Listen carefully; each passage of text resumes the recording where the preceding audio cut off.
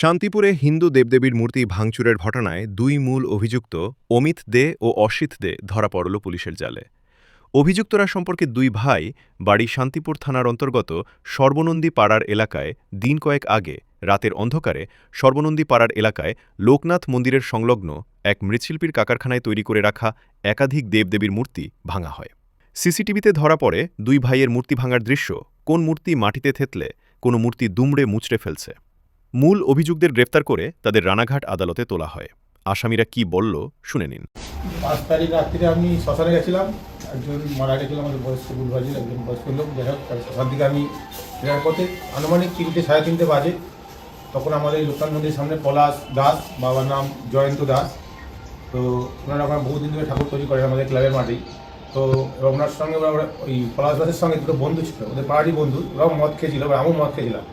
এবার কথা কাটাকাটি হয়, যে কথা কাটাকাটি হতে আমি বাড়ি চলে যাই।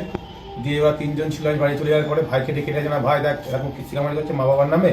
যে ভাই এসে শুনলো, ভাই বলে চ সকালবেলায় আমি ক্লাবের সেক্রেটারিকে বলবো। আমার এবার আমি 95 নেশাগ্রস্ত করেছিলাম, মানে এত পরিমাণে মদ খেয়েছিলাম, মানে কোনো হুঁশ ছিল না আমার। যাই হোক, এবার ভাই অনেক চেষ্টা করে নিয়ে যেতে পারেনি। পরে আমি বাড়ি চলে পরে আবার এসে আমি তখন ঠাকুরগুলো ভাই ছিল সঙ্গে, দুজন মিলে ঠাকুরগুলো আমি ভেঙে ফেলি। ভেঙে ফেলি প্রায় 60-70টার মতো ঠাকুর আমি ভেঙে ফেলি। আমি বাঙালি হয়ে এবার হিন্দু হয়ে এবং সনাতন ধর্মের ছেলে হয়ে যে আমি কাজটা করি, সত্যি মানে খুবই অন্যায় এবং মানে বড় পাপ কাজ। এরকম কাজ আমি আর ভবিষ্যতে করবো না।